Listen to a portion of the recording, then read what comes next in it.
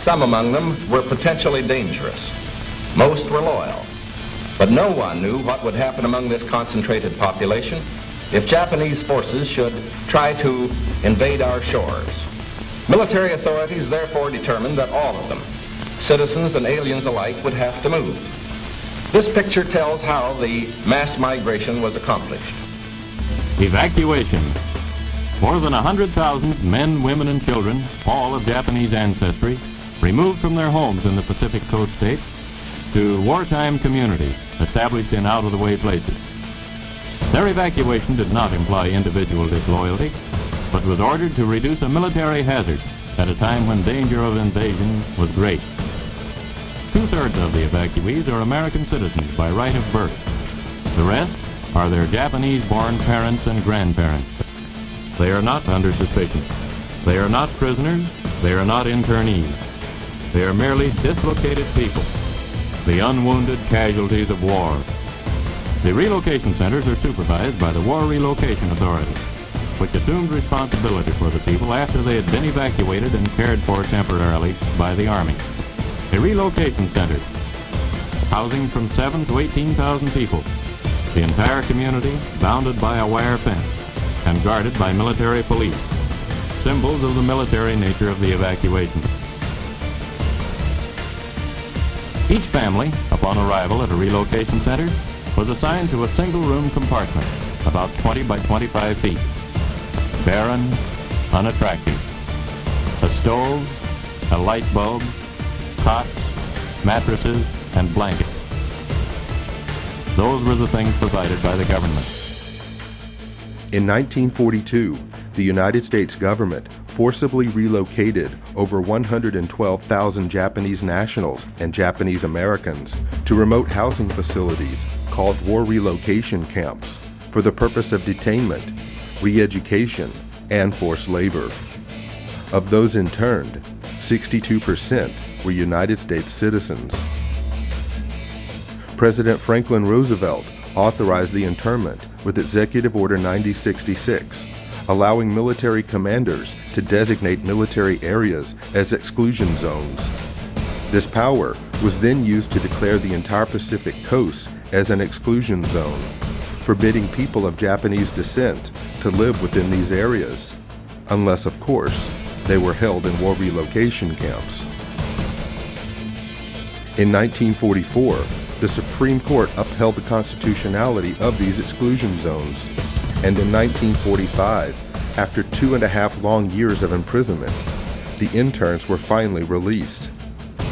The United States government issued no formal apologies, but did present each former inmate with exactly $25 in cash and a train ticket home, if they were lucky enough to still have one. 43 years later, in 1988, President Ronald Reagan would sign a bill that formally apologized for the internment of Japanese Americans on behalf of the United States government, and finally granted reparations to survivors. The language of the bill stated that government actions of the 1940s internments were based upon 3 criteria: racial prejudice, wartime hysteria, and a failure of political leadership. So what is most important in this bill has less to do with property than with honor. For here we admit a wrong. Here we reaffirm our commitment as a nation to equal justice under the law. In 2001, following the attacks of September the 11th, our government again went into open roundup mode, detaining and imprisoning thousands of United States citizens, again seemingly based upon the same 3 criteria used to intern Japanese Americans: race prejudice, war hysteria, and a failure of political leadership. Let there be no argument. The United States government has put its own citizens in detention centers. The justifications for doing so range from personal prejudices based upon political and religious grounds to wartime frenzies and fears of future terrorist attacks. In a time of great crisis, the impossible becomes possible. Is it possible that internment camps are being built in the United States today? Is it possible that history will repeat itself?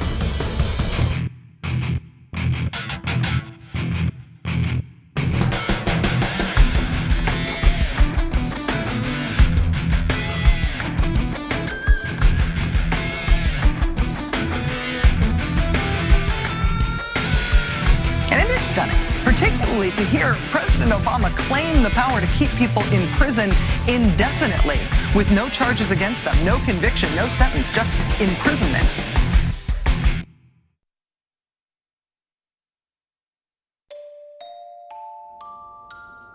Well, we used internment camps here in the United States during World War II, and we interned Japanese Americans, or Americans, I should say, to be more correct, Americans of Japanese descent. And these people were cordoned off for the duration of the war. Background checks could have been done. They could have been released or cleared out of those facilities. But it was thought best, because there was so much animosity toward the Japanese for the attack on Pearl Harbor and subsequent deaths of U.S. soldiers, that these people just be kept out of sight in one of their detention facilities. On April 1st, 1979, by Presidential Executive Order 12127, the Federal Emergency Management Agency was created for the purpose of coordinating the response to disasters that have occurred in the United States and that overwhelm the resources of local and state authorities. Upon its creation, FEMA absorbed the Federal Insurance Administration, the National Fire Prevention and Control Administration, the National Weather Service Community Preparedness Program, as well as several other federal-level preparedness programs. FEMA was also given the responsibility for overseeing the United States Civil Defense, a function which had previously been performed by the DoD's Defense Civil Preparedness Agency. In 2003, FEMA became part of the Department of Homeland Security's Emergency Preparedness and Response Directorate. FEMA follows three simple directives. 1. National emergency recovery. 2. Continuity of government. And 3. Combating perceived threats to the existing social and political order.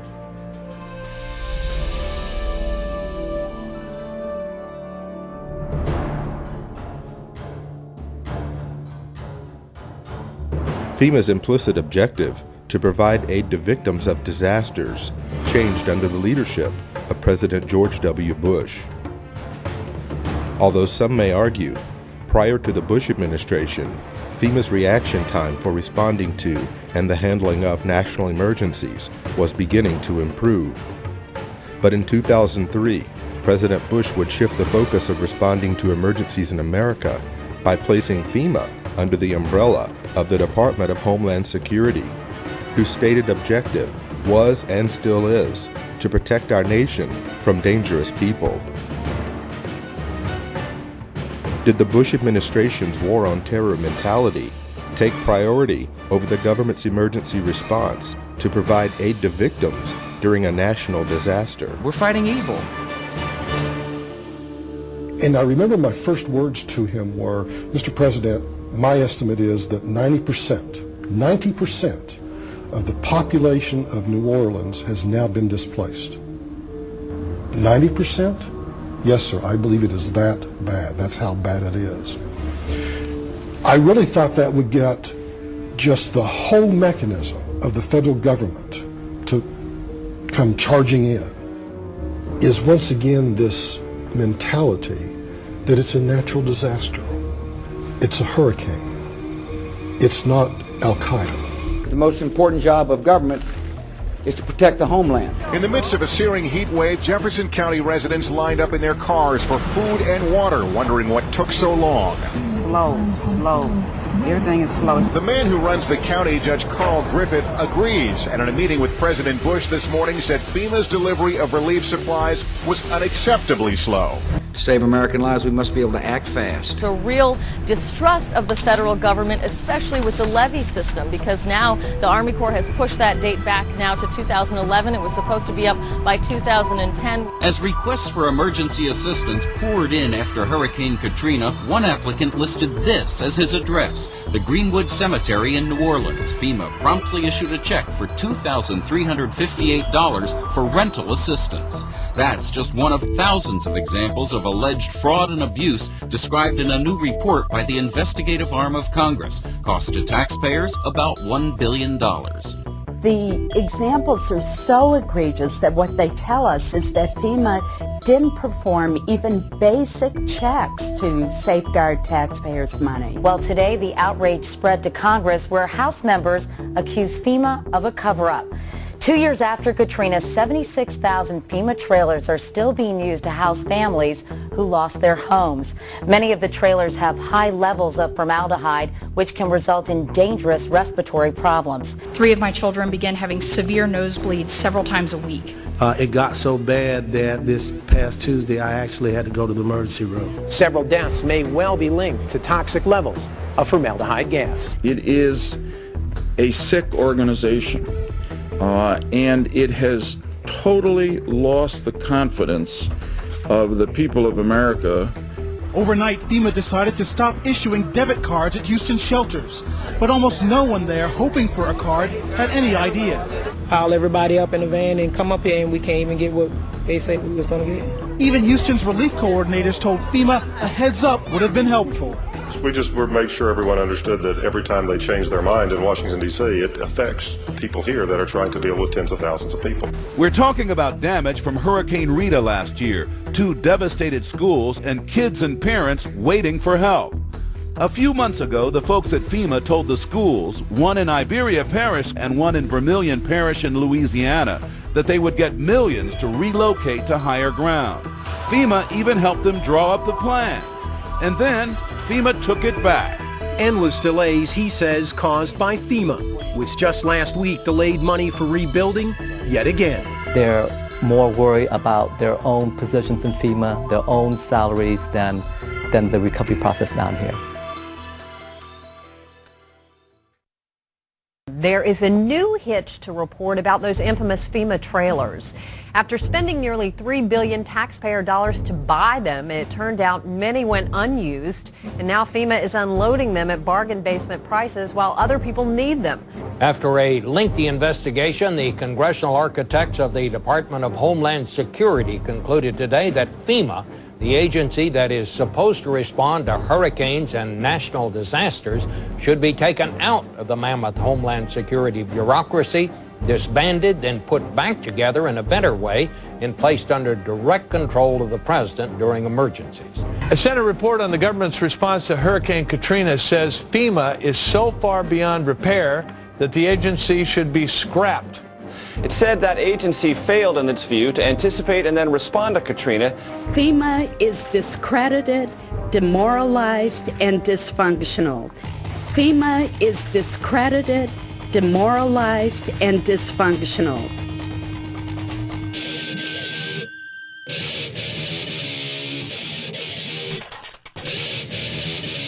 In the mid-1970s, the discredited federal government was more scared of the public than ever, coming off the years of Richard Nixon. And so 2 Cold Warriors inside the White House of Gerald Ford began to bring back some of the Cold War ideas of an executive takeover of the United States through a emergency federal agency. And those individuals were Donald Rumsfeld and Dick Cheney. And so really what we see being set up by Jimmy Carter in 1979 is just a continuation of federal policy to expand a federal takeover plan for continuity of government. And so that's what the Federal Emergency Management Agency was really set up for.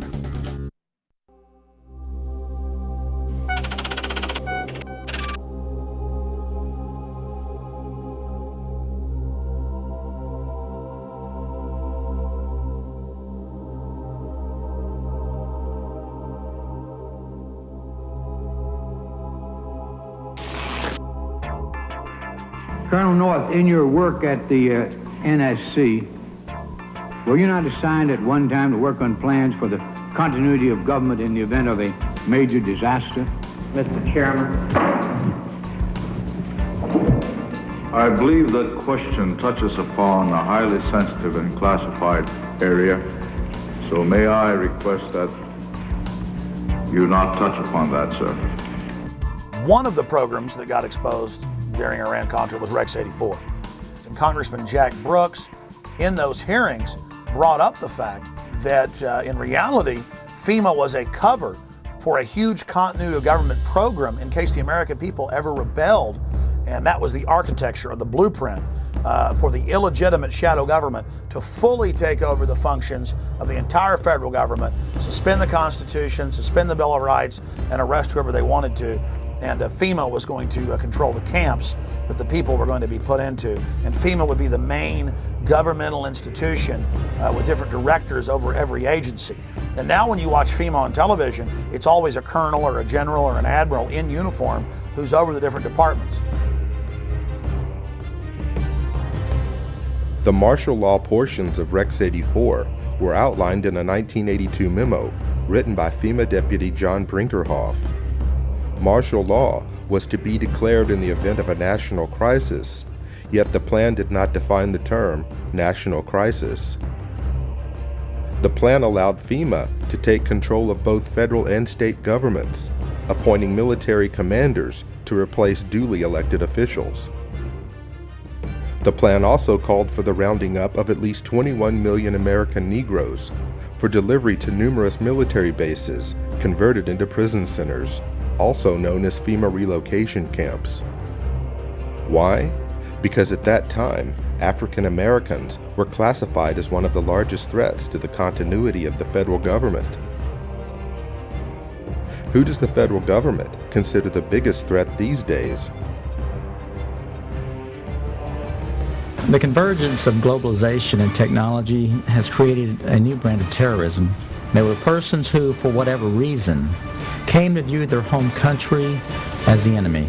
The kind of right-wing, religious-based domestic terrorism. Disturbing news tonight about homegrown terror. Part of this is big change in the White House, a new cultural experience, and some of the crazies are coming out of their closet. Right now, it looks like there is no connection between the men arrested and any known terrorist cell. Homegrown. Homegrown, I should say.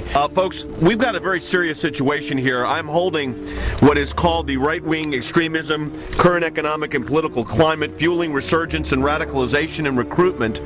And in it, we talked about the fact that they define pro-lifers as domestic terrorists. They put this in a Department of Homeland Security document, this official assessment, now saying pro-lifers, people that believe in end-time prophecies, people that are opposed to the administration's position on immigration, those of us that are standing up for the sanctity of life and for the sanctity of marriage, all of those are now potential, and this is what they're saying, domestic terrorists. It's a terrorist next door that could be our bigger threat. They call people who believe in the sanctity of life, who believe in owning firearms, who believe in serving their country in the military and coming back, who are very concerned about the policies that this nation is embarking on, spending too much money, taxing too much. It's all listed right here.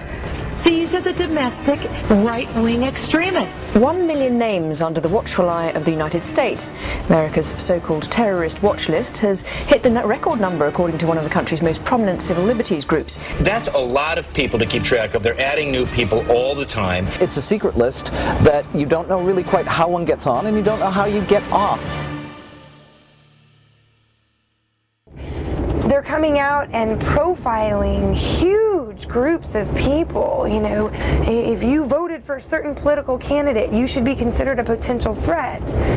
And you couple that with things like the Patriot Act, where if you are a threat in their eyes, you can be held without access to judge, jury, and without access to a lawyer or even to your family.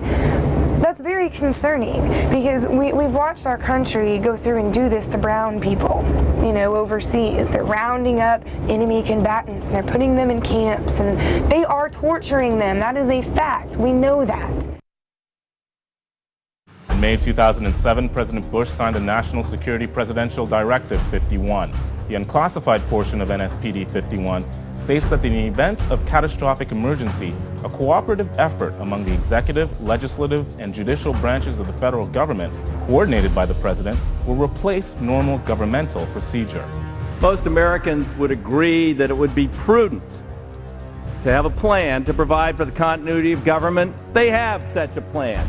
They introduced a little sketchy public version that's clearly inadequate and doesn't really tell us what they have in mind. But they said, don't worry, there's a detailed classified version.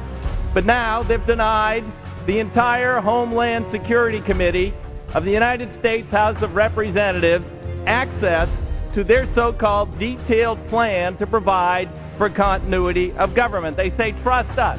Trust us?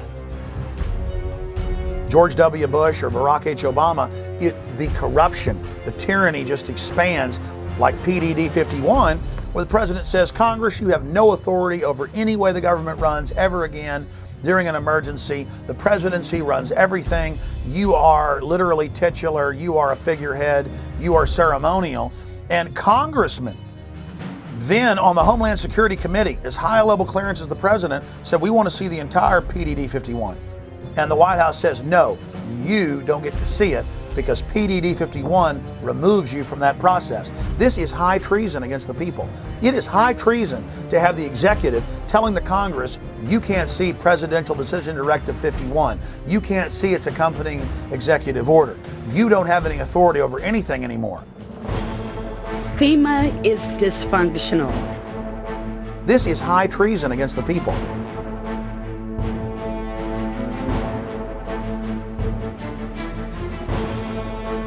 The FBI's counterintelligence program was a series of covert and often illegal programs conducted by the United States government and aimed squarely at investigating and disrupting dissident political organizations within the United States. According to a Senate Select Committee study chaired by Senator Frank Church and including such members as Phil Hart, Walter Mondale, and Barry Goldwater, the FBI's motivation for conducting these programs was protecting national security, preventing violence, and maintaining the existing social and political order.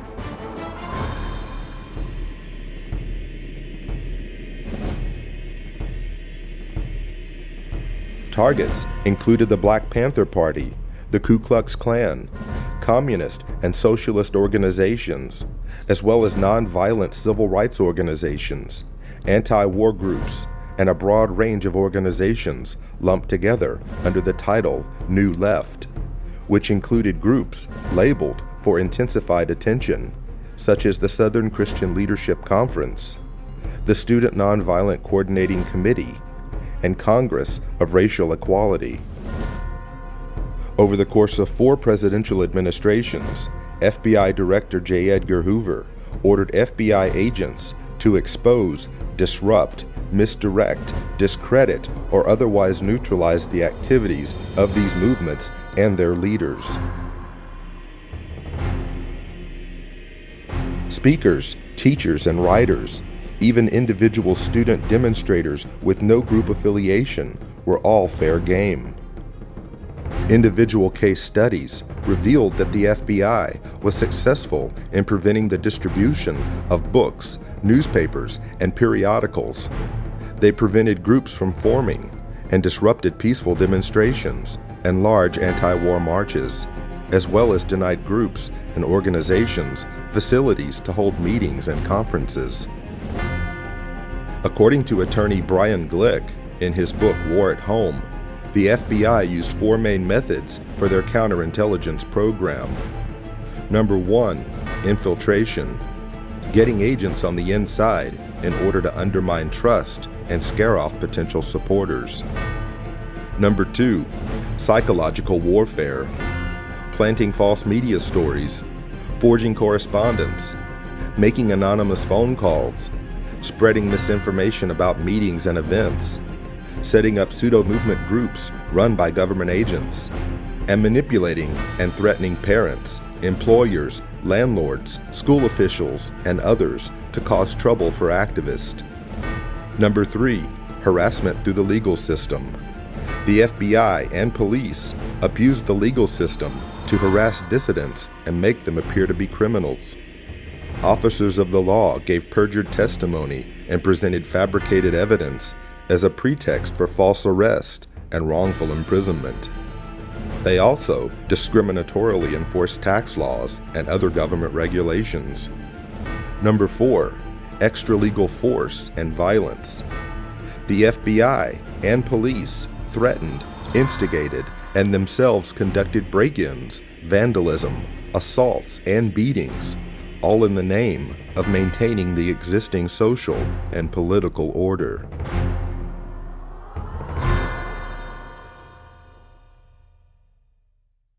Increased security for 4 New Jersey Supreme Court justices after their home addresses were revealed in a webcast by a self-proclaimed white supremacist.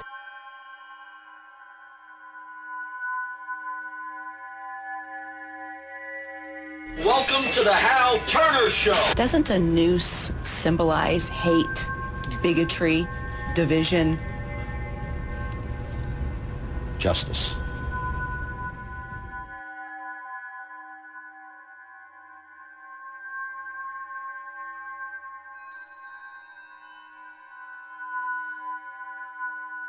Who are you? Where are you calling from?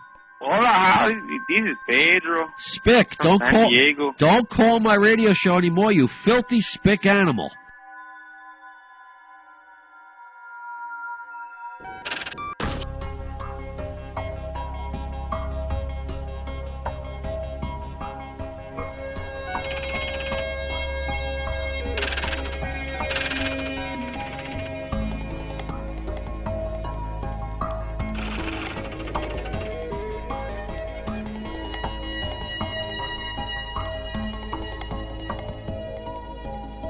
People were being profiled and stopped if they had certain kind of bumper stickers on their car, like a Ron Paul bumper sticker or a Chuck Baldwin supporter. And as you read the Make report, bits and pieces of that were lifted right out of the Project Megiddo report back in 1999 by the FBI, describing what terrorists were, how law enforcement could identify potential terrorists. And I can remember back in the 90s, the FBI was doing an education program with local law enforcement, and what they had was a trifold pamphlet. Again, this was not meant for public consumption, only to be passed around amongst the rank and file and the police. It ran through the list of what a potential terrorist might be or what they might prescribe to. And the list is kind of interesting. If you were a supporter of the Constitution, if you were an ardent supporter of the Second Amendment, or even if you were a person of deep religious conviction, you might be a member of a certain cult. And going back to Project Megiddo, it's all basically the same thing. That if you have any strong beliefs in anything, that you could be a possible threat. You could be a terrorist threat against government structure. In Missouri, a new document meant to help Missouri law enforcement agencies identify militia members or domestic terrorists has drawn criticism. The February 20 report, called the Modern Militia Movement, mentions such red flags as political bumper stickers for third-party candidates, such as Ron Paul, who ran for president, talk of conspiracy theories such as the plan for a superhighway linking Canada to Mexico, and possession of subversive literature. So the state police in Missouri have been told that if you see a car with a bumper sticker that opposes the so-called creation of North American Union, the superhighway, that you are probably following a militia member, that you are following an anti-government radical. If you see a car with a bumper sticker that says Ron Paul for president, you might be dealing with a violent radical. Exercise extreme caution.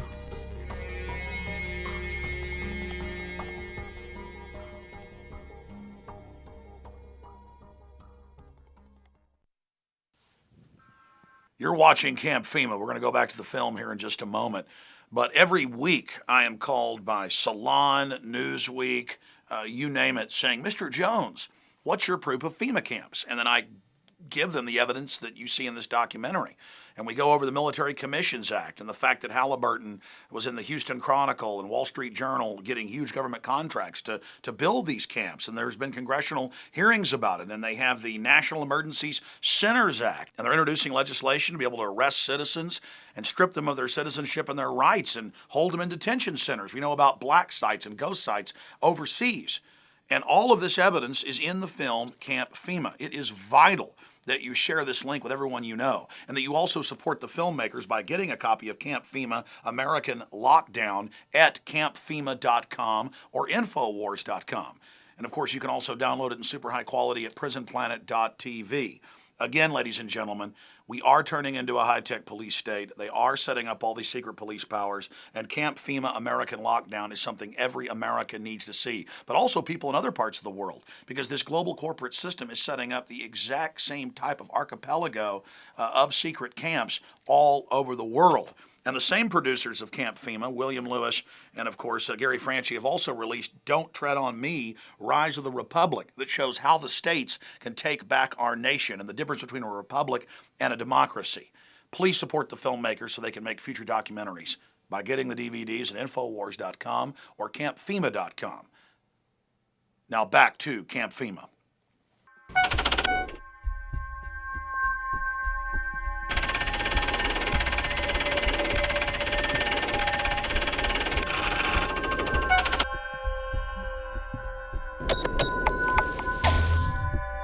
We do know that 28% of their funding comes from the Department of Homeland Security. This is not the first time that a report has been issued to Missouri law enforcement and surrounding fusion centers in other states by the MIAC Center. This right here is a stack of every single one of the MIAC reports that has been drafted. MIAC Alert, Constitution Rangers, June 7th, 2007. You've got the Black Separatism Bulletin, November 4th, 2008, American Radical Islam Converts. Here's the MIAC Strategic Report dated 11/28/2008 on the anarchist movements. You've got it on the Modern Committees of Safety, Voice of the People, or Militias in Disguise. That's January 9, 2009, which came out right before the infamous MIAC Strategic Report on the Modern Militia Movement. So they've been producing these documents for quite some time. If the people profiled in this document could be considered a potential threat to law enforcement, that means they could be considered a potential domestic terrorist. And if you have the word terrorist attached to your name, whether it is domestic or foreign, the Patriot Act still applies to you, whether you're an American citizen or not. I remind you that before the Nazis began to persecute and incarcerate and kill and so forth the Jewish people in Germany, the first thing they did was label them as extremists and fanatics and all these kind of things and get the people conditioned against them. And then with the approbation of the general populace, they were able to unleash the fury of the state against them, and we all, of course, know what happened as a result of that.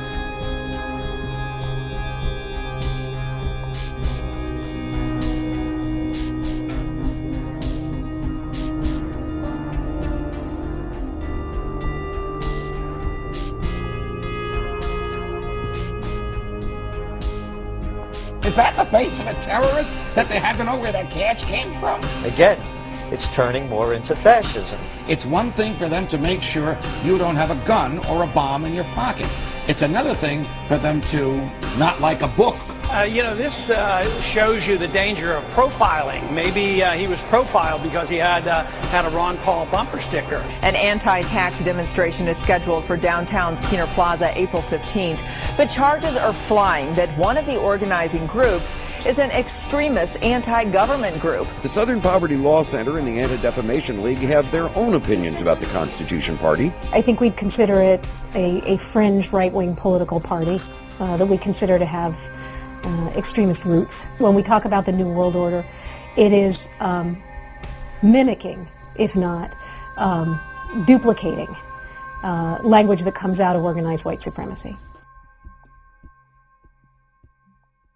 The elites have said that they want to have a final revolution, that they know the public's going to revolt against them, so that's why they've scientifically set up the surveillance grid, the cashless society. This whole continuity of government system is designed to suppress and control the people of America. Northcom, the Pentagon, the military are all announcing their number one job now is fighting the American people. They're saying the number one terror threat is veterans and gun owners and conservatives and libertarians and Ron Paul supporters. And I've been sent secret Army documents. We call the phone numbers and they're accurate and real, where I'm being watched at In the Fed protest, where we peacefully go out and demonstrate.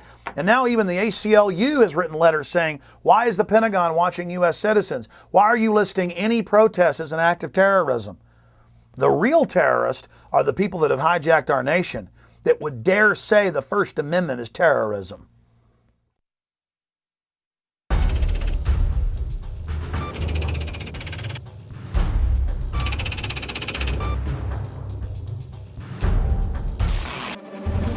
Two new reports out document an alarming rise in the number of hate groups in the United States. The Southern Poverty Law Center's intelligence report found 926 active hate groups in the country. That's up more than 50% from just 2000. Morris Dees is the founder of the Southern Poverty Law Center. He joins us from Montgomery, Alabama. Good morning, sir. Your report dovetails with a brand new report from the Department of Homeland Security claiming basically the same thing. And they say part of it is because of the election of President Obama. Other part of the responsibility goes to the deteriorating economy.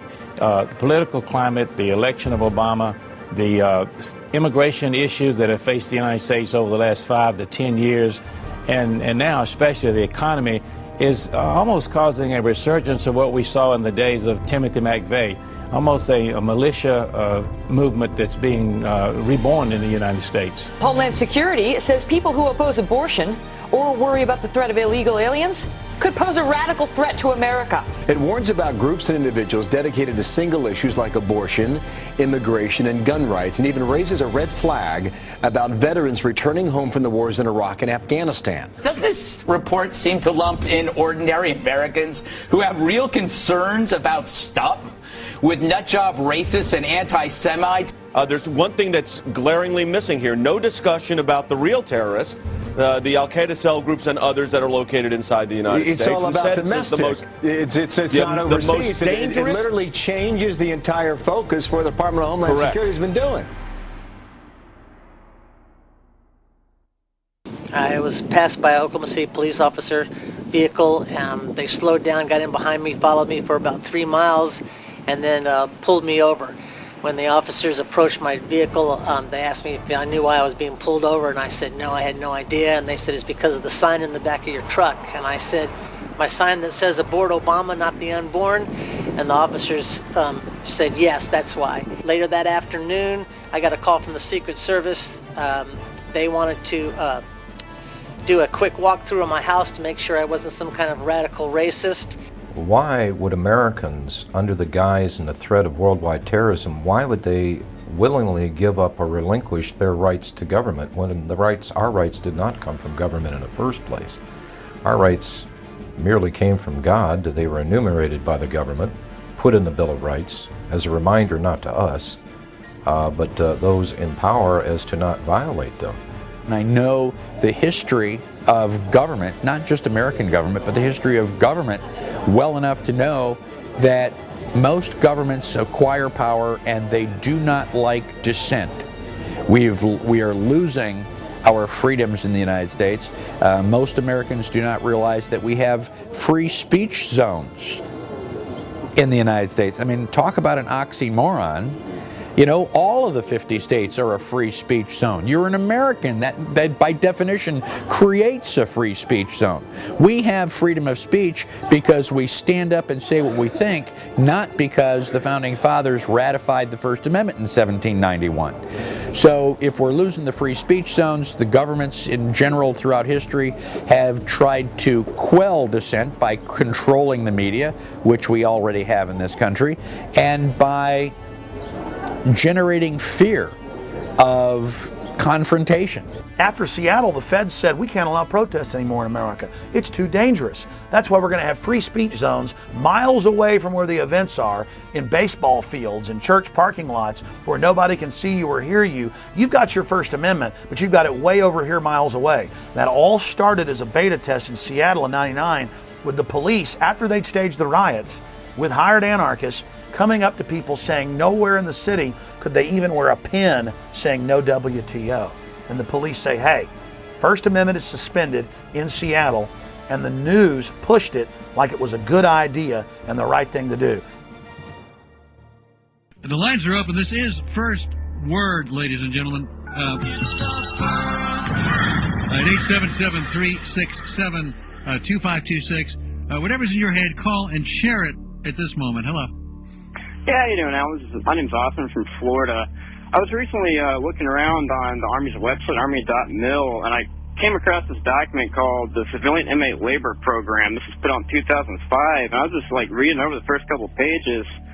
Just in the first couple pages, this document on the Army's own website talks about converting military bases and installations into giant prisons and establishing civilian inmate labor programs. Have you ever heard of this? No. This is on Army.mil, if anyone wants to look it up. Okay. It came out in 2005. Another conspiracy theory. This is on the Army's website, Yeah. sir. All right, so we're all going to be in prison, right? They're going to have prison Well, terms? I don't know, but, I mean, obviously there's a document that has Yeah, there are lots of plans documents for in it. lots of places. But this is on the military's own website. Yeah, okay. There. Yeah. Army.mil. Okay. I'm at Army.mil. Says the link's broken. There's no such Army.mil. Can you get to Army? I can't get to Army.mil.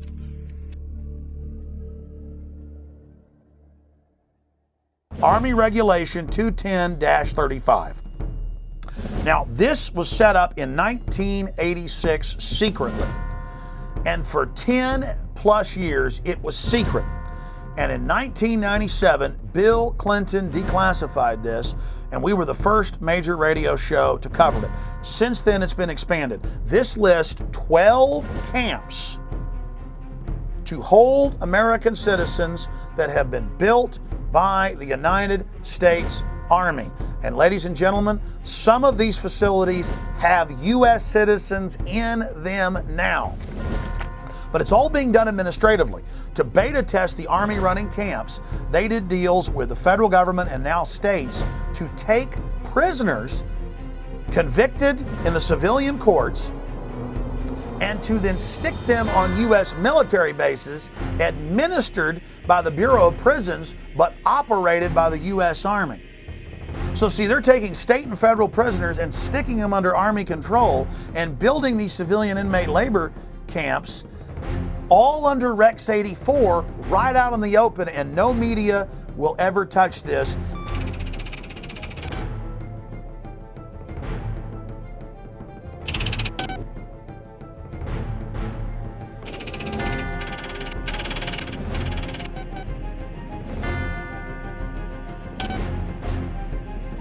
Beginning in October, the Army plans to station an active unit inside the United States.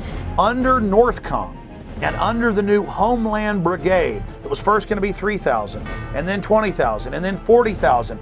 The 3rd Infantry Division's 1st Brigade Combat Team has spent 35 of the last 60 months in Iraq. Combat hardened troops who've been running camps and centers in Iraq are now coming back to the United States to, quote, carry out law enforcement actions. The Army unit may be called upon to help with civil unrest and crowd control. There has been some concern and some misimpressions that I'd like to correct. The primary purpose of this force is to provide help to people in need in the aftermath of a WMD-like event in the homeland. This force has got no role in civil disturbance or civil unrest, any of those kinds of things. The Army Times reporting, quote, they may be called upon to help with civil unrest and crowd control or to deal with potentially horrific scenarios, end quote. NORTHCOM, the Northern Command that came into being in October of 2002, when that came in, people like me were concerned that the Pentagon was going to use its forces here in the United States, and now it looks like, in fact, it is, even though on its website it says it doesn't have units of its own. Now it's getting a unit of its own. And the Army Times said during civil unrest inside the United States that the Army's new job would be engaging the American people. The Posse Comitatus Act of 1878 generally prohibits federal uniformed services from carrying out domestic law enforcement duties, except in cases expressly authorized by the Constitution or an act of Congress.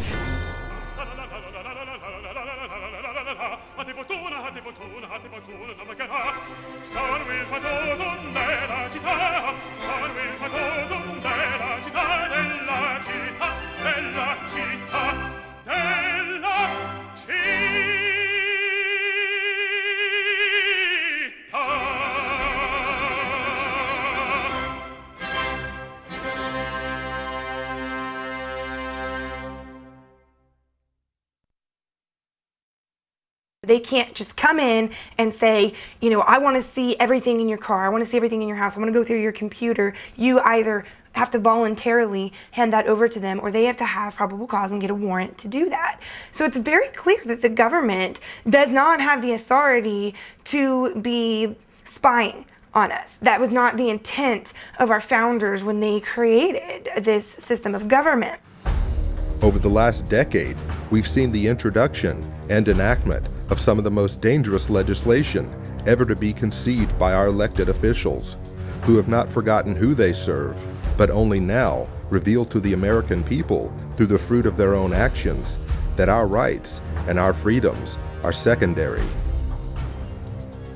The USA Patriot Act allows for American citizens to be picked up and incarcerated indefinitely without charges, and allows law enforcement to conduct warrantless and secret searches of Americans' property and possessions. The Military Commissions Act dissolved the cornerstone of our Constitution by removing the writ of habeas corpus, allowing the permanent imprisonment of enemy combatants, and disallowing petitions to the court to know why you've been locked up in the first place. Although never passed by the Senate, the Violent Radicalization and Homegrown Terrorism Prevention Act shows us the mindset of our leaders in Washington.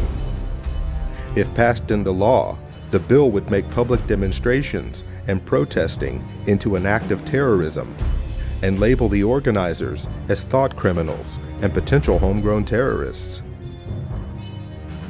Now that the federal government has the authority to sneak, snatch, and lock up its own citizens, a new bill has been introduced by Congress that gives the feds a place to hold those outspoken dissenters and potential domestic terrorists. The National Emergency Centers Establishment Act, or H.R. 645, allocates military bases to be converted into FEMA emergency centers. It also mandates that these camps be built complete with public works, medical, and educational facilities, just like the Japanese internment camps of the 1940s.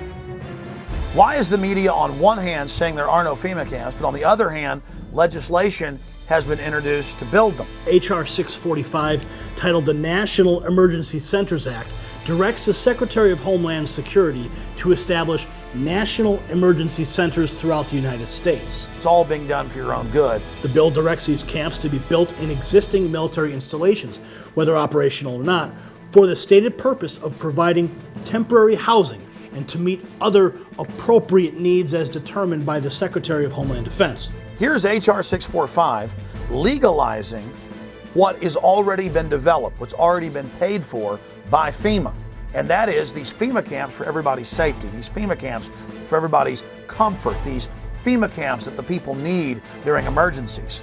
The government doesn't build things that are not needed or that there aren't contingency plans that say there's a reason for them. Also, it's been reported by WorldNet Daily that the Department of Homeland Security has already awarded nearly a $400 million contract to Halliburton to build some temporary detention centers on an as-needed basis. We know this is their main attack profile, is old, shut-down bases. And so you go point them out and go, look, the barbed wire's facing in, or look, this is a designated FEMA camp. And they say, well, where are the people? Where are the people in the camp?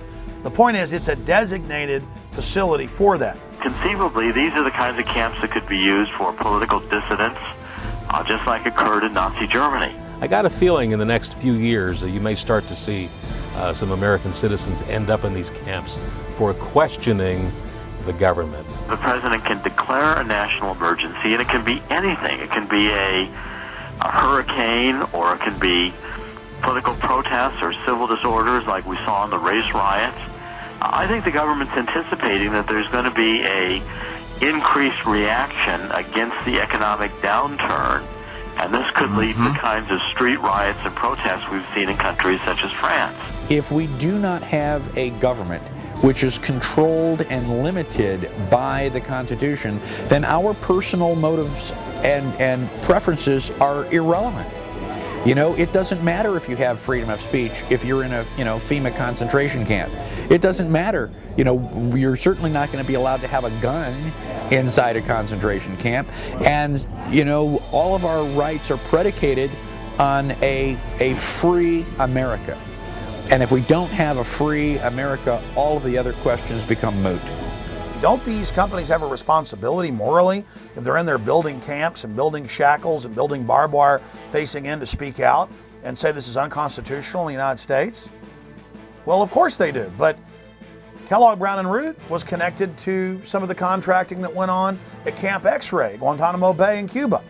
So this is their business. I talked to the Department of Homeland Security spokespeople, and they affirmed the contract with this KBR, the former Halliburton company, was in place. The Department of Homeland Security was ready to build these contingency as needed detention centers anywhere in the country in the event of any kind of a national emergency, including natural disasters or, again, riots or protests. Just because you think someone might commit a crime doesn't mean that they have done anything, and does not mean that you have the right to punish them for what you think they are going to do. You know, in our system of government, you're supposed to be innocent until you are proven guilty, not guilty until you're proven innocent. And so if you can be declared guilty or potentially guilty before you even lift a finger, that is bordering on thought crime. That is bordering on punishing people for pre-crime.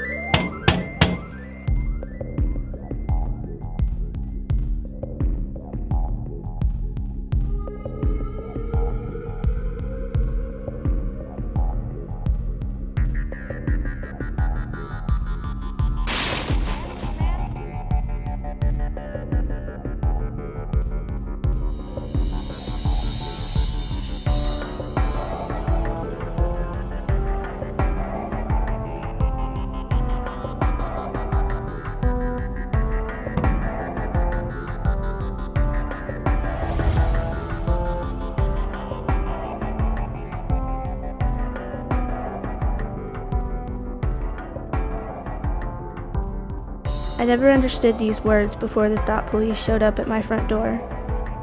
Liberty isn't something that we touch or feel or grasp in our hands. You can't taste it or smell it or hear it. It doesn't have a particular shape or size or color. It's intangible, elusive, and in constant need of nurturing, or else it withers and dies on the vines of tyranny. Modern tyranny is a lot more sophisticated than the Hitlerian or Stalin-esque things we've seen in the past. But even in Hitler's day, they knew how to sell it. And they advertised, the camp says, hey, look, people don't like you here in the Warsaw Ghetto. You're not allowed to have jobs. You're not allowed to work. Get on the trains. We're coming to take you to a safer place where you're going to be able to work and be amongst your own people. They put them on trains, took them to the camps, killed the old and infirm, worked the other people to death. And they advertised, hey, we're going to delouse you, we're going to give you a shower, march right in here.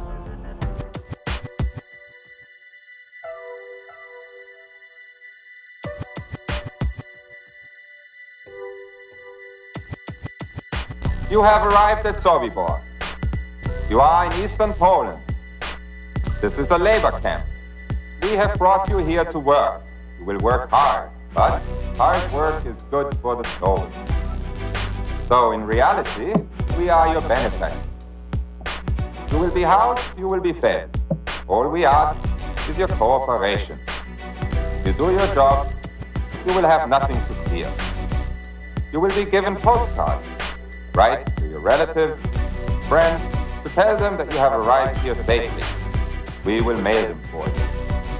Unfortunately, there have been reports that typhus has broken out at several labor camps. We do not want typhus at Sobibor. Therefore, first you will be taken to the shower facility, where you will each have a hot shower. Naturally, men and women will shower separately. Women will have their hair cut short before they shower. While you are showering, your clothing will be disinfected. Remember, the better your behavior, the easier your stay will be. As they roll this system out, this total federalization out, they're selling it as if the FEMA camp is a place that the disadvantaged and the poor and the illegal aliens, as the economy collapses, will need to come, will need to stay. Now, in this more modern, sophisticated system, they're going to advertise the camps. They're going to show people getting the free concert, with a rock and roll star, or the Sunday night movie, and the free medical care, and they're going to be beating down the doors to get in the camps. Another way is to have an economic collapse that's fabricated. Okay, you cut lending from banks. Nobody has any money anymore. The economy tanks. Okay, then you've got massive people homeless everywhere. Then there's a problem. Economic collapse. The reaction is people get desperate and need a home. Solution is we present the home to you, which is the FEMA camp, which will be advertised as a wonderful place. Of course, it's a lie. So what you have there is they fabricate a problem to create reactions, which gives the solution they originally wanted in the beginning, which was to get everybody into the FEMA camps. That's how problem. This is the story of history. It's happened over and over and over.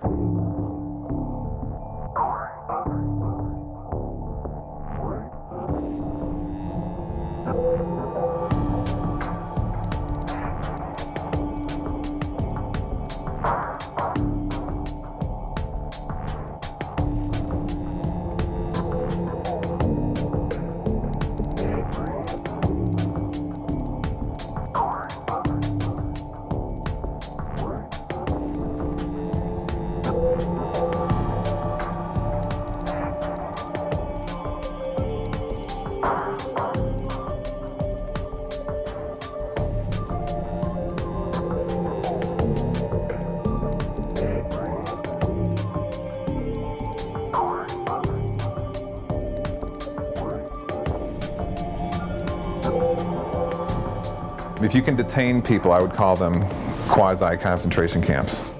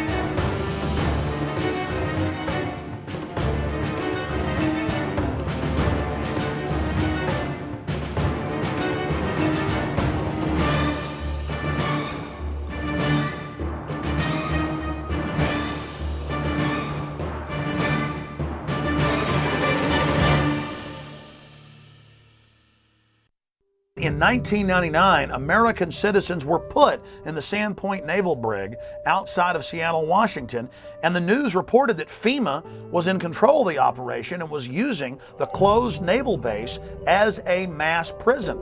And the people were put in plastic handcuffs and taken indoors, inside warehouse areas that had barbed wire fences, porta potties, and cots. The same system we saw set up at Pier 57 a few years later in 2004 for the Republican National Convention in New York City. Convention protest groups are not happy with what they call a clandestine detention center. We discovered officers that had to spray tear gas to control one protester, and then at least 4 officers held down another protester. The recent discovery of a makeshift jail in Denver's warehouse district is causing outrage among some. It's a warehouse filled with makeshift jail cells to be used if there are mass arrests. It was apparently constructed to hold DNC protesters. Those cages are for the safety of law enforcement agents and those who are arrested, but Recreate 68 calls this place a concentration camp, unfit and inappropriate. We don't need another gulag or stalag or prison, whatever you want to call it, to house people who just want to express an opinion of a better world. That's why we have the protests. This lot sitting right next to where we're filming right now, it's fairly big, comprising several acres. That itself can be readily turned into a holding area by virtue of some concertina wire, some observation guard post, and a security ring. Doesn't take much. It can be a sports arena. It could be abandoned airports. It could be abandoned military facilities. Any place that you could set up a security perimeter could be used as a temporary internment camp.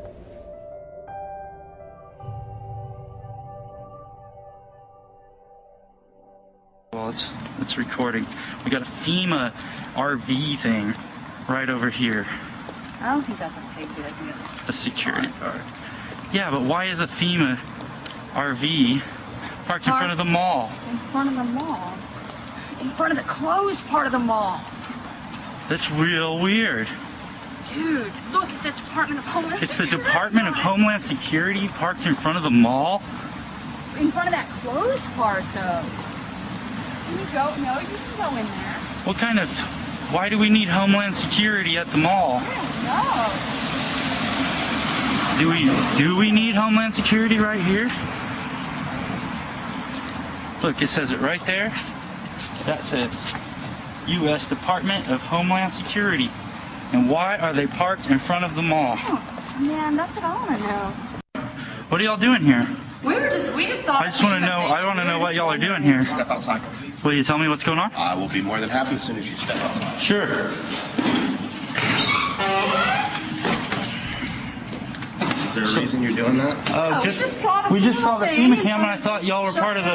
Is there some sort of emergency, or what's going on? Already been shut down. Or not the mall. This store had already been shut down. But Is there some reason why FEMA's here, though? in case Ike hits. Ike? In case I've already what? told him he's not. Dude, you're just a security guard. I'm Yeah. a security guard. Don't tell Yeah, that. I'm sorry, we're part of an organization that is just making sure everybody understands what's going on these days. I don't understand why y'all are here, though. Well and fine. I still didn't explain why y'all are I'm here. not going to, okay? Just don't step So back. what kind of operations are going on inside? Have a good night. Just tell me, what kind of operations are going on inside? They built the temporary detention center. It was about 780 beds that have really made a difference. We still have a long road ahead of us, but FEMA's going to stick with us, and I know we'll make it. It's a $37 million facility. It was built in Indiana. It was modeled off of a modern facility in Michigan. It originally was designed in the States and brought down here in sections, so we put it together like one big Lego piece. Then people started noticing on the backs of flatback rail cars these little 1- and 2-person mobile concrete jail cells. And those indeed have been manufactured by the tens of thousands and purchased by the federal government and local governments. And they've been stockpiling on county, city, state, and federal land hundreds and hundreds and hundreds per site of these little mobile concrete jail cells. So there certainly is a buildup of that type of equipment.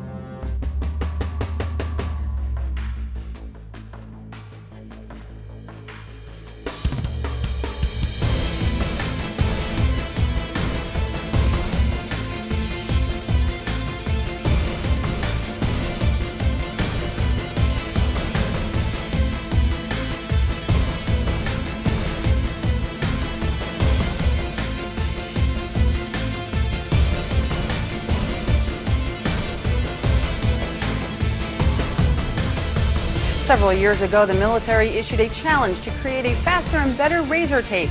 They wanted a barrier that would be at least 50 inches taller than the standard fence and one that could be deployed faster than 30 man-hours. Ulster County-based Cobra Systems is getting ready to ship the first batch of its express razor wire to the U.S. military.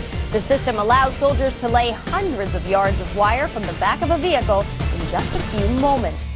This is more of an action of a country that has gone absolutely berserk, that they feel that they would have to jail their own citizens, that the government would fear its own people so much that they would be talking about detaining people or incarcerating them or vetting them or investigating them or whatever. This whole thing has been turned on its head.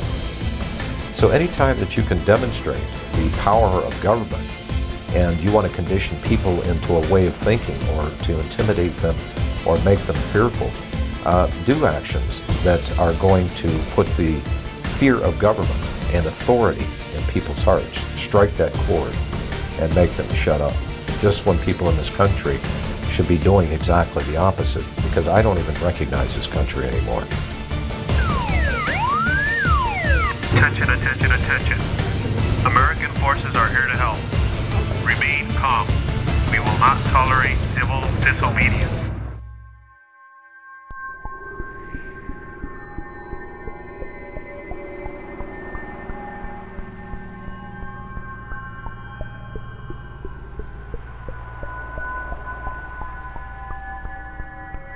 Military Occupational Specialty Internment Resettlement Specialist. This MOS plays an integral role in providing a uniform system of handling prisoners and detainees. Trained as internment resettlement specialists to control and supervise detainees to ensure their humane treatment. For this job, the Army will train you to use specialized equipment to monitor activity, to conduct searches, and to inspect areas where prisoners work and live. Here, you'll train to in-process prisoners and detainees and to brief them on their rights. After your initial entry training and advanced individual training, you'll work long hours, day or night, in a garrison or field environment where you may practice emergency procedures, detect and confiscate contraband, and escort prisoners outside the facility. Military Occupational Specialty Internment Resettlement Specialist.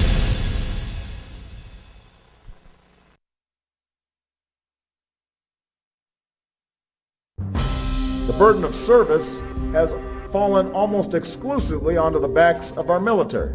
And that's why I won't just ask for your vote as a candidate.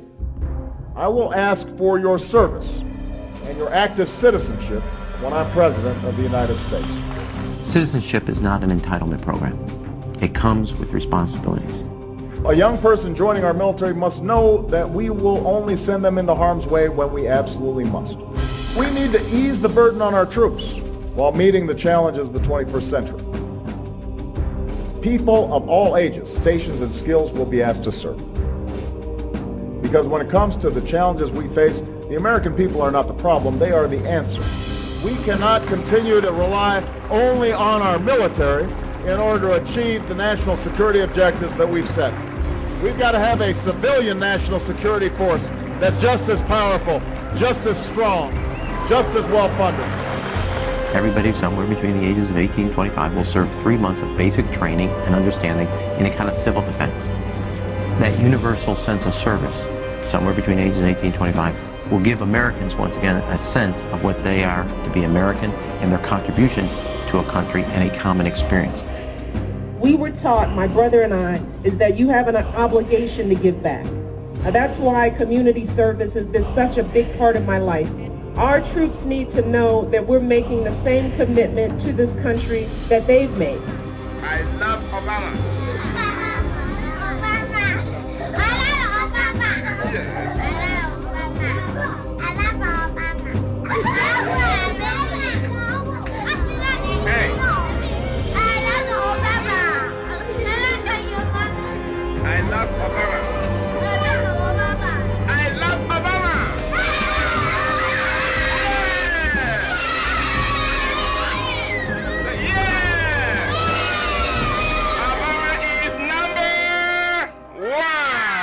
We're gonna spread happiness.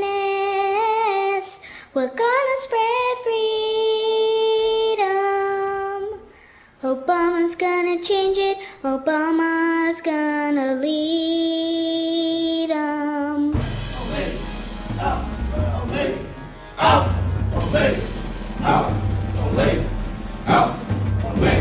Since then, even the New York Times has reported that they're training the Boy Scouts now with Homeland Security to, quote, take on disgruntled veterans and gun owners in, quote, seek and destroy operations. And they had photos in the New York Times of these kids dressed up in Homeland Security outfits going after veterans and gun owners. Stalin said, give me somebody before age 7, I can turn them into anything I want. So that's why there's this push. Get the kids into the school system, get them to not follow evidence, get them to only do as they're told, get them to be little robots, get them to think it's normal to march up in lines and act like little soldiers and so forth. And then later in life, they'll never know the difference. Everybody has to get rid of the idea that they're an individual. They have to understand that we all have to work in the group for the collective, for the good of the whole. Not for the good of your child or for the good of the teacher, for the good of the whole.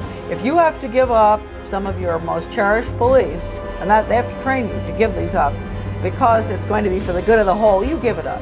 What this legislation does then is to help harness this patriotism and connect deeds to needs.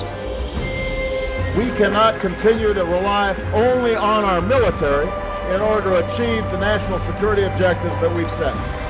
We've got to have a civilian national security force that's just as powerful, just as strong, just as well funded.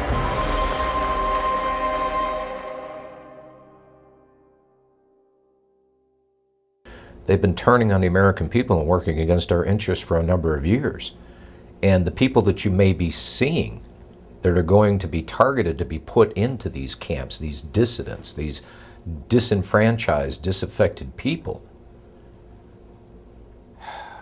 the government would never, ever turn on the American people. They would never create a situation where they were so displeased with their government that the government may be forced to throw these people in concentration camps. They'd never do that, would they? My name is Sam Ozaki. I'm a native-born American citizen, Los Angeles, California, along with about 120,000 other persons of Japanese ancestry when Franklin Delano Roosevelt signed Executive Order 9066.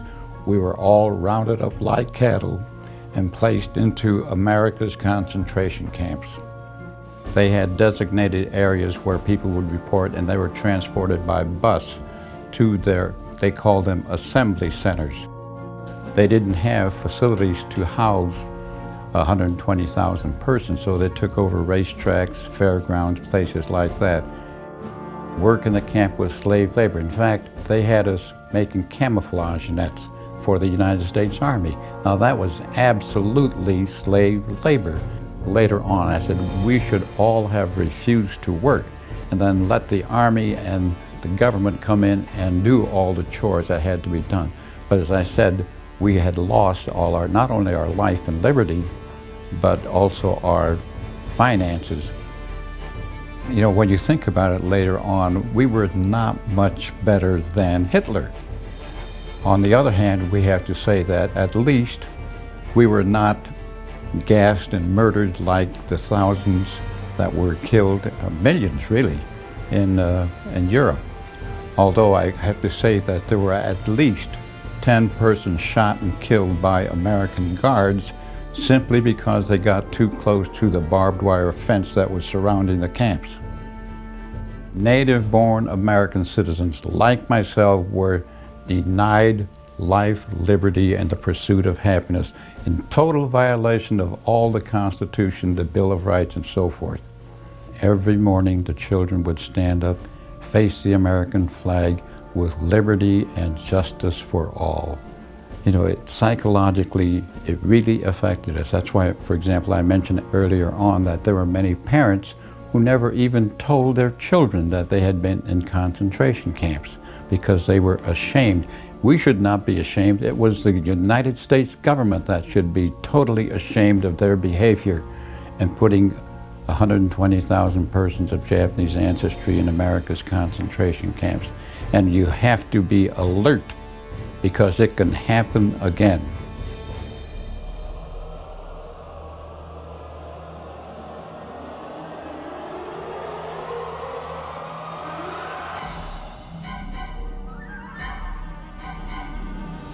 we look at American history between 1942 and 1947, the data that was collected by the Census Bureau was handed over to the FBI and other organizations at the request of President Roosevelt. And that's how the Japanese were rounded up and put into the internment camps. I'm not saying that that's what the administration is planning to do, but I am saying that private personal information that was given to the Census Bureau in the 1940s was used against Americans to round them up. I think there is a point when you say enough is enough to government intrusion. And you had mentioned this earlier, 28 pages. I have the survey right here, Glenn. This is the 28-page survey. This is the short form that every American will get next year. Does the federal government really need to know our phone numbers? Do they really need to know, like you said, the date and time that we leave, mental stability? You know the one question that's not on this survey, Glenn? Are you a U.S. citizen? I am just not comfortable with the way this census is being handled, with associating with ACORN, with the questions that are being asked, with Americans being compelled to give this information. How will this be cross-checked? Will it be held privately?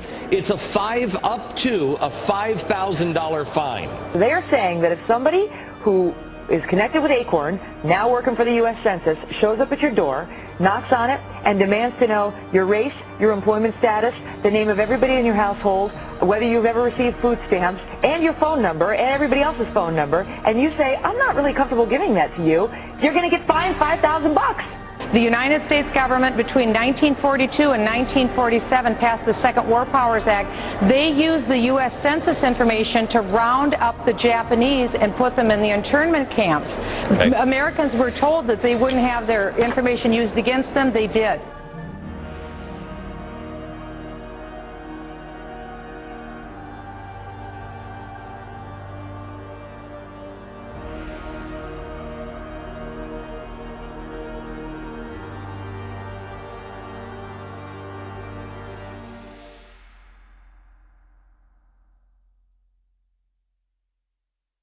Well, one of the things that we're fighting here in Oklahoma City, we have a radio show called Radio Free Oklahoma, and we try to get the information out about the upcoming swine flu vaccines.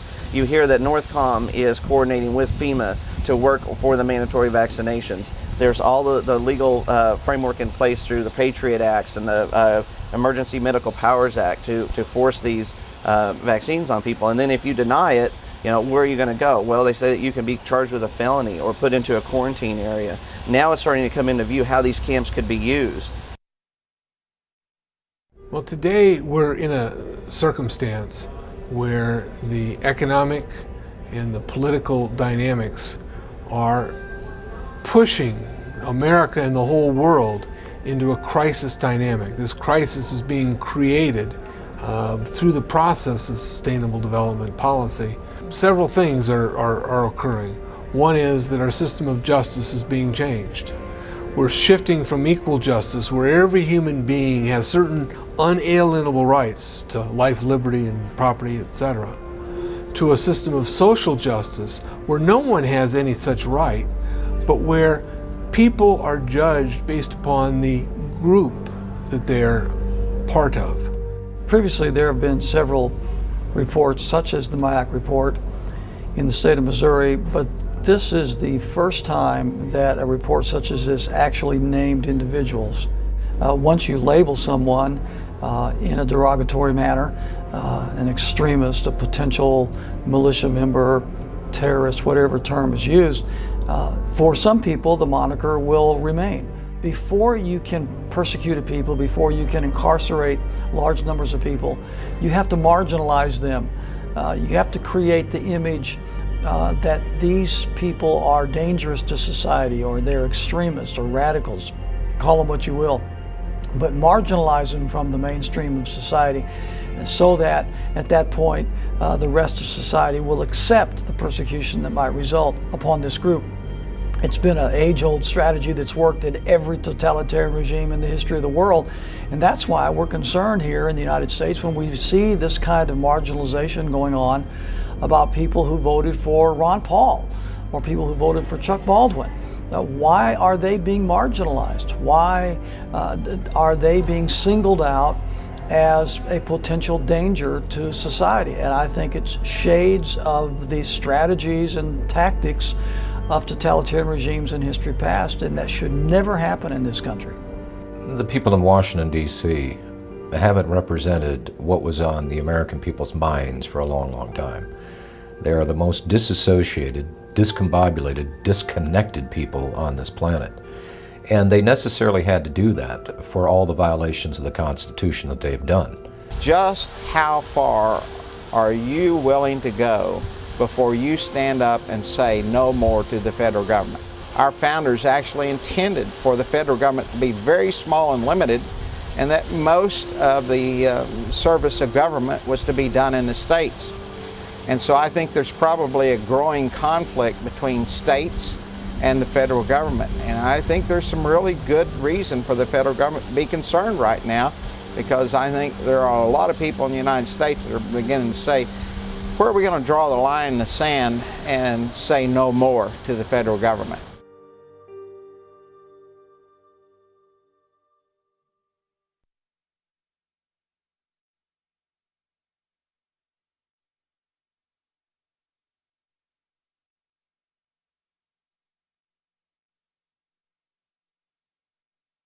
Every generation faces tyranny.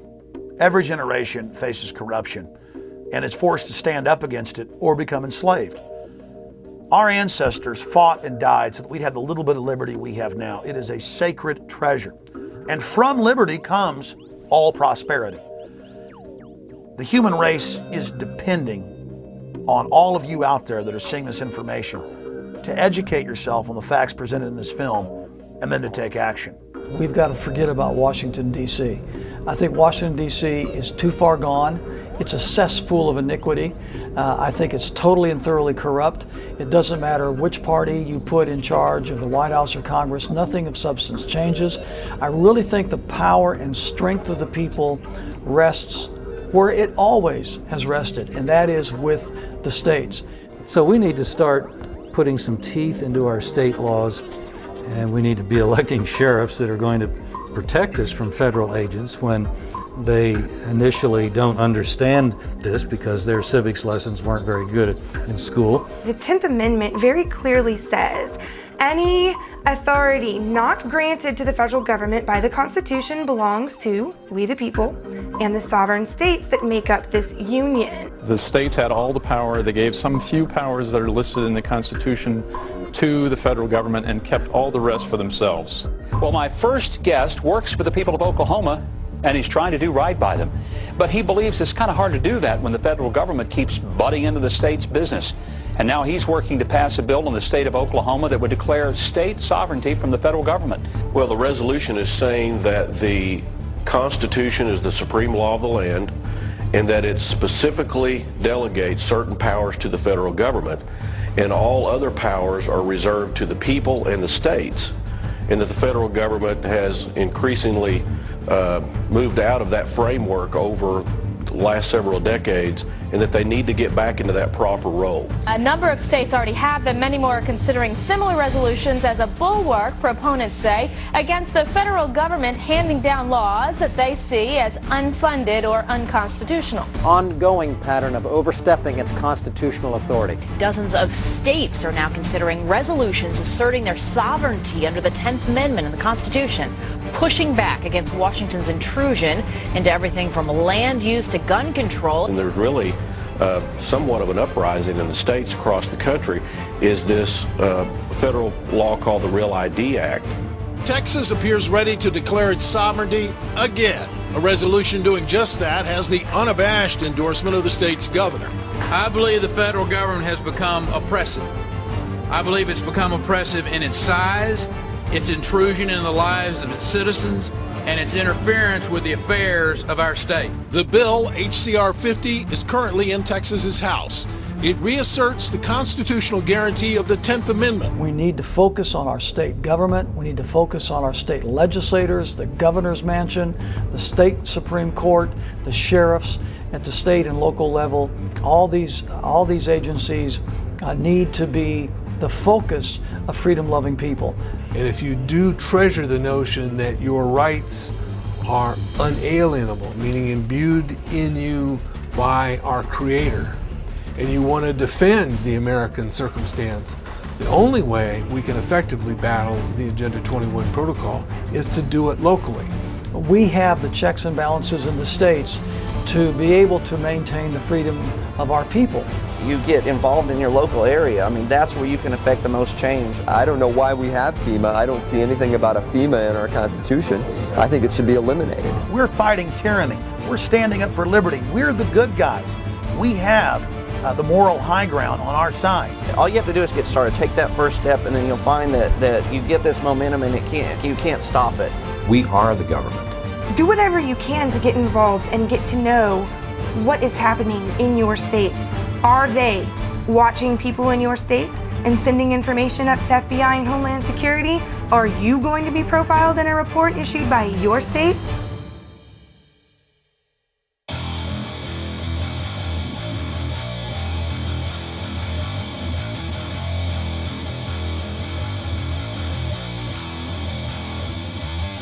Just be alert, study your Constitution, learn all you can. I think there's certain basic organic documents that you need to become familiar with. I would start with the Mayflower Compact.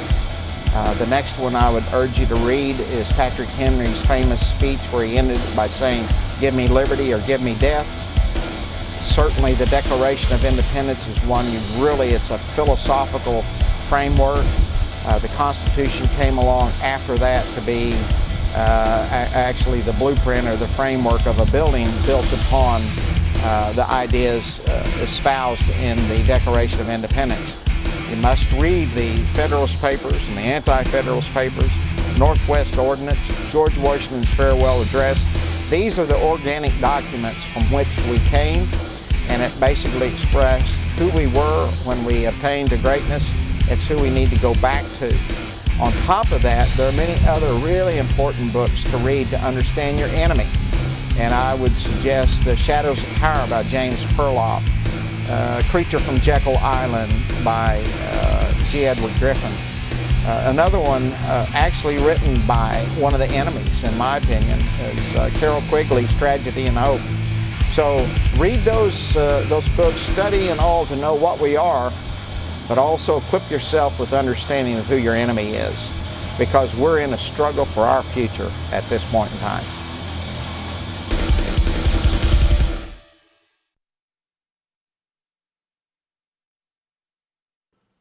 Thank you for watching Camp FEMA American Lockdown.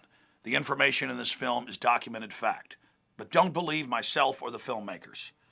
Research the information you've seen in this documentary and prove for yourself that it is a bona fide reality. And then please take action with this film and show it to everyone you know. And other documentary films available at campfema.com and infowars.com, like Don't Tread on Me, Rise of the Republic. When you purchase the films, you're also supporting independent citizen filmmaking and the alternative media that is now really discrediting the establishment. We have come so far together, and it's exciting for me to see other great filmmakers like William Lewis and Gary Franchi out there taking action. They couldn't have done this work without all of you out there supporting them, so I want to thank you. If you want to get involved in Gary Franchi and William Lewis's organizations, you can visit the website restoretherepublic.net or takebackwashington.com to get involved with other patriots in your area in our fight to restore our constitutional republic and to remove it from the control of the offshore criminal cartel known as the New World Order. I would also encourage you to visit Infowars.com and PrisonPlanet.com, my news websites, and my syndicated radio broadcast, because we are continually covering the latest developments in the battle against the globalist. Thank you for watching Camp FEMA.